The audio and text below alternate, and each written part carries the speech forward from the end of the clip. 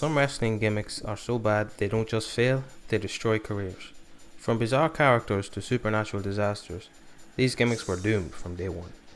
This is the story of wrestling's most cursed gimmicks of all time. Let's start with the legend, the Shockmaster. WCW hyped him up as the next big thing, but during his live debut in 1983, he tripped through a wall, lost his shiny helmet, and face planted on national TV. It was so bad the crowd went silent. His fellow wrestlers broke character laughing, and the Shockmaster became the punchline of wrestling forever.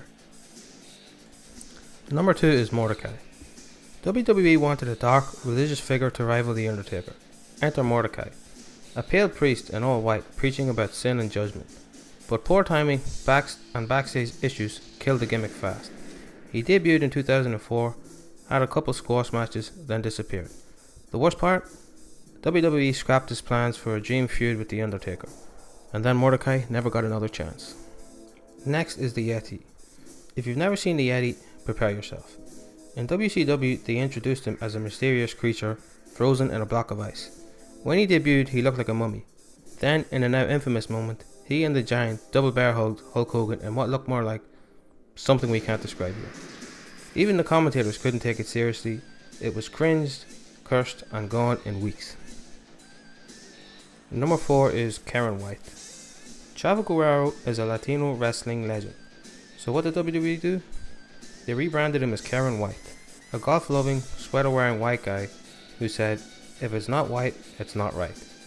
Yes, that happened. It was offensive, awkward, and hated by fans. Thankfully, the gimmick ended after Eddie Guerrero's passing, and Chavo returned to being himself. Number 5 is Seven. Dustin Rhodes had wild gimmicks, but none were more cursed than Seven. Dressed in white face paint and a creepy black trench coat, he floated to the ring and stared at children. The gimmick was instantly killed when Dustin broke character during his debut and cut a shoot promo burying it.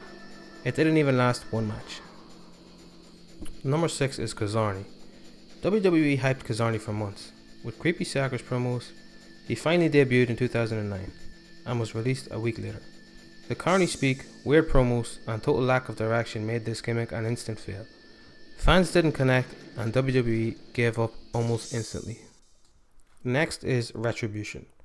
In 2020, WWE formed a mass group called Retribution, supposedly a rebellious faction trying to destroy the company from within. Instead, they were renamed things like Slapjack and T-Bar, wore Mad Max gear, and got buried weekly on Raw. The gimmick was mocked online, the group lost all momentum, and every member had to be rebranded. Next is Isaac Yankem. Before he was Kane, Glenn Jacobs was an evil dentist. As Isaac Yankem, DDS, he had decaying teeth, drills, and a hatred of sugar. He feuded with Bret Hart, but fans couldn't take it seriously. A dentist gimmick in the mid-90s, pure career death, until WWE repackaged him as Kane and saved everything. Next is Beaver Cleavage. What if WWE tried to do a parody of a 1950s sitcom with incest jokes? That's Beaver Cleavage. A gimmick so bad it was cancelled after one promo. Wearing a bow tie, talking like a kid, he flirted with his mother in creepy segments. Fans and wrestlers hated it, and it was immediately dropped. Some gimmicks launched legends, others became cautionary tales. So which cursed gimmick was the worst in wrestling history? Drop your pick in the comments, and don't forget to like, share, and subscribe for more wrestling deep dives every single week.